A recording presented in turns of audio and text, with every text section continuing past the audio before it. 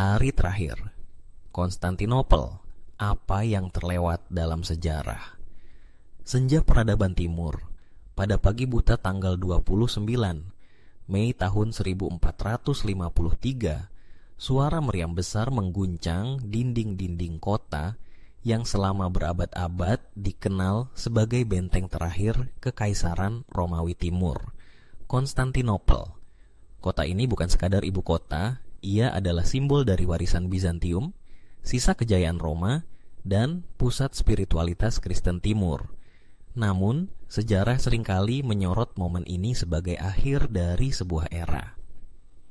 Sedikit yang membahas nuansa, pengkhianatan, ketegangan psikologis, dan dilema moral yang menyelimuti hari-hari terakhir Konstantinopel. Artikel ini menelusuri apa yang selama ini mungkin terlewat dalam narasi sejarah umum.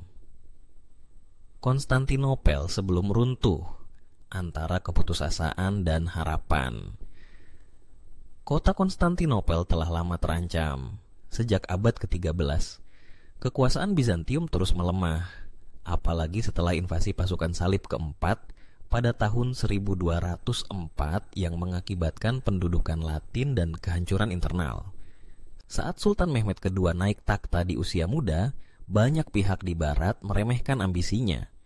Namun, pemuda itu memiliki satu visi besar, menaklukkan Konstantinopel dan menjadikannya ibu kota kekaisaran Islam yang baru. Sementara itu, di dalam kota, Kaisar Konstantinus ke-11 Palaiologos menghadapi kenyataan pahit.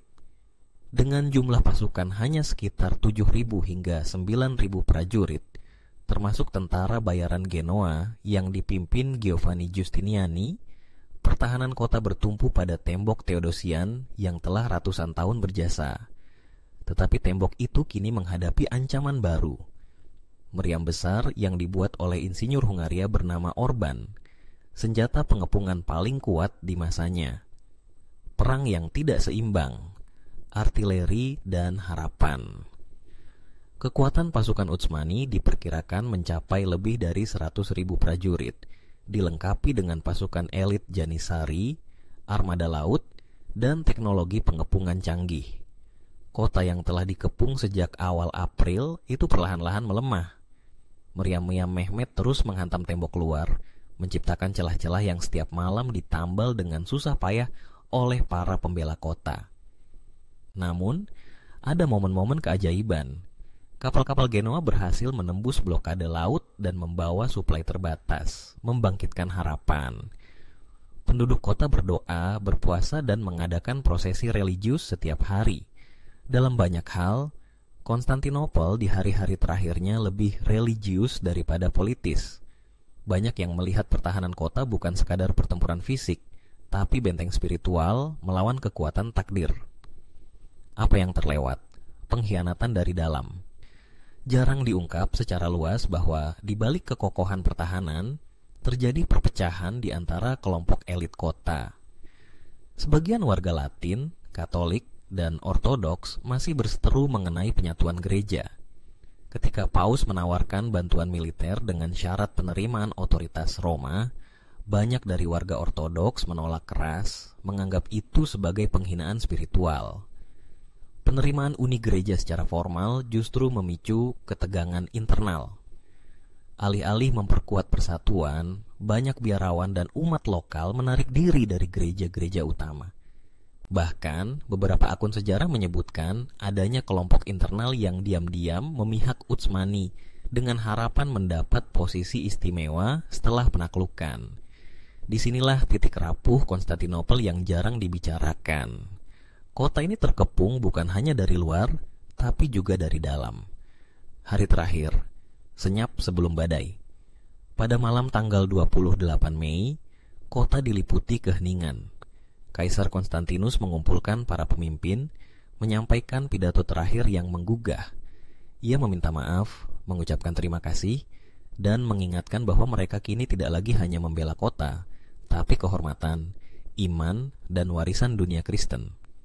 Rakyat memenuhi Hagia Sophia dalam prosesi doa. Untuk pertama kalinya dalam sejarah, umat Katolik dan Ortodoks berdoa bersama, menyadari bahwa perbedaan teologis tak lagi relevan di ambang kehancuran. Di luar, Mehmet sudah bersiap. Pasukannya dibagi dalam 3 gelombang. Pasukan reguler, pasukan bayaran, dan terakhir Janissary yang akan menjadi penentu. Serangan terakhir dan akhir perlawanan. Serangan besar dimulai pada dini hari. Pasukan pertama menyerang tanpa henti, tetapi ditolak dengan gagah oleh para pembela kota. Gelombang kedua mengikis kekuatan, dan ketika gelombang ketiga datang, Giustiniani terluka parah, menyebabkan moral pasukan Latin runtuh. Sebuah gerbang kecil, Kerkoporta, secara misterius ditemukan terbuka. Pasukan Utsmani menyerbu masuk. Hingga kini, asal-usul terbukanya gerbang itu masih misterius. Apakah itu kelalaian, pengkhianatan, atau takdir? Kaisar Konstantinus yang menolak menyerah, melepas lambang kekaisaran dan bertempur di garis depan. Tubuhnya tidak pernah ditemukan. Sejarawan memperdebatkan apakah ia tewas seperti pahlawan atau berbaur dan menghilang. Namun yang pasti, ia menjadi simbol pengorbanan terakhir dari sebuah dunia yang runtuh. Konstantinopel jatuh, tapi apa yang benar-benar hilang? Pada pagi itu, Mehmet memasuki kota. Ia memerintahkan agar pasukannya berhenti menjarah dalam 3 hari. Ia sendiri mendatangi Hagia Sophia dan menjadikannya masjid. Namun, tak banyak yang tahu bahwa Mehmet juga mengagumi kota ini. Ia memanggil para ilmuwan, insinyur, dan seniman Bizantium untuk melanjutkan kehidupan budaya dan ilmu di bawah kekuasaannya. Konstantinopel memang jatuh, tapi banyak warisan Bizantium yang diserap ke dalam Utsmani. Bahasa Yunani, dan tata administrasi diadaptasi ke dalam sistem pemerintahan baru. Mehmet bahkan mengklaim diri sebagai Kaisar Romawi, menyeratkan kelanjutan simbolik atas kekuasaan Roma Timur, apa yang tidak tercatat dalam buku teks. Sebagian besar buku sejarah hanya mencatat kejatuhan Konstantinopel sebagai akhir dari abad pertengahan. Tapi ada aspek kemanusiaan yang sering luput, pertemuan antara dua dunia. Kota ini bukan sekadar medan perang antara Islam dan Kristen, melainkan titik temu antara Timur dan Barat, di mana ilmu pengetahuan, seni, dan peradaban bertukar tangan. Korban rakyat sipil. Di balik strategi militer dan ambisi politik, terdapat ribuan warga yang menjadi korban perbudakan, pemerkosaan, dan pengusiran. Cerita mereka jarang masuk buku sejarah. Pengaruh global. Jatuhnya Konstantinopel memicu migrasi besar-besaran ilmuwan Yunani ke Italia. Mereka membawa manuskrip kuno dan ilmu pengetahuan yang menjadi bahan bakar Renaissance Eropa. Kebangkitan Utsmani sebagai kekaisaran global. Penaklukan ini bukan hanya kemenangan militer, tapi awal dari kebangkitan Istanbul sebagai pusat peradaban Islam yang berpengaruh selama berabad-abad.